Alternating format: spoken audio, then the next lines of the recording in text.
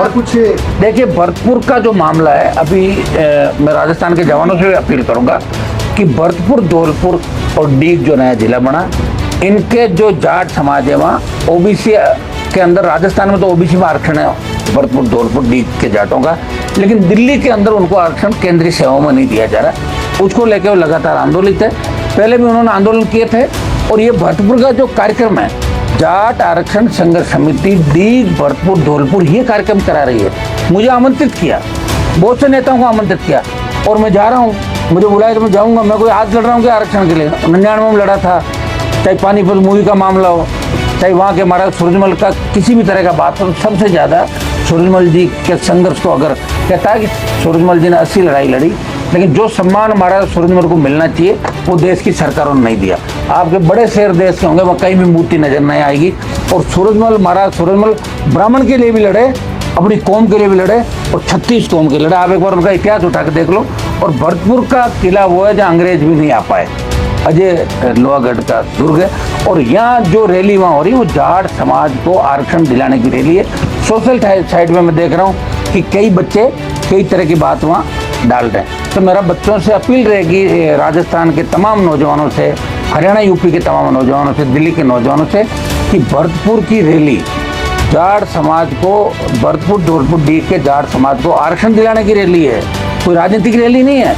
और हनुमान बेनीवाल तो 5-5 लाख की रैलियां करके अपनी राजनीतिक ताकत दिखा चुके हैं, लेकिन उनको जरूरत नहीं कहीं जाके रैली करके अपनी ताकत दिखाए। लेकिन हमारे भाइयों का साथ देने के लिए तमाम राजस्थान से, यूपी, हरियाणा से लोग वहाँ जाएंगे। किसी तरह का विवाद नहीं, सबको बुलाया गया है। तो कोई झंडे का तो वो है नहीं रैली कि भाई एक झंडे के नीचे हो रही रैली। तो वो करा रहे हैं जो आरक्षण संघर्ष समिति हमेशा लड़ती रही है। मुझे तो आमंत्रित किया, मैं तो मेहमान हूँ उनका, और मेहमान नवाजी वहाँ पे मेहमान के तौर पर मैं जाऊँगा। और मैं बाहर का हो ही नहीं सकता, क्योंकि सबसे ज़्यादा मामले इस देश प्रदेश के अंदर मैंने ही उठाए। किसान आंदोलन में भी बहुत से सांसद होंगे आपके देश के अंदर।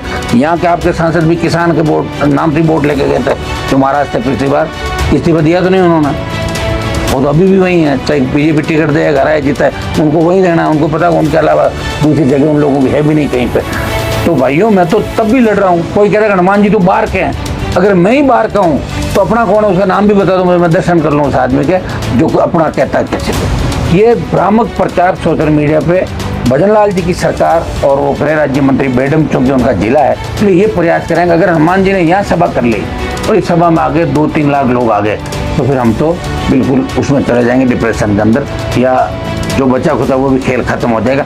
इसलिए सरकार परेशान है, और सरकार बार बार लोगों को कहे तुम रैली का विरोध करो, तुम ये करो, वो करो, और बच्चे कुछ ना समझी की वजह से गलत पोस्टर डाल रहे। तो मेरा बच्चों से आह्वान रहेगा, राजस्थान के तमाम आरएलपी कार्यकर्ताओं और नौजवानों से, को गलत टिप्पणी किसी के बारे में नहीं करे। ये जाट आरक्षण संघर्ष समिति ने हमें आमंत्रित किया, हम सब चलेंगे और रैली को सफल बनाएंगे। हमारा किसी से व्यक्तिगत झगड़ा नहीं, और राजनीतिक लाभ के लिए वहाँ नहीं जा रहे हैं। राजनीतिक लाभ के लिए तो बहुत सा टाइम पड़ा, जब चाहे रैली कर लेंगे, कौन मना कर रहा हमारे को। वो रैली कराने वाले विभिन्न पार्टियों के लोग हैं, वो बीजेपी के लोग भी हैं, कांग्रेस के भी हैं, और आरएलपी के लोग भी मिलके, और जाट समाज को। मैं तो ये कहता हूँ कि अगर इतनी चिंता रैली से है तो मुख्यमंत्री जी आप चिट्ठी मंगा दो आज ही कि आरक्षण के अंदर शामिल किया जाता है दिल्ली के किसी नेता की, रैली स्थगित कर देंगे हमारे। क्या मंगा लो चिट्ठी, हमें तो चिट्ठी चाहिए आरक्षण। सर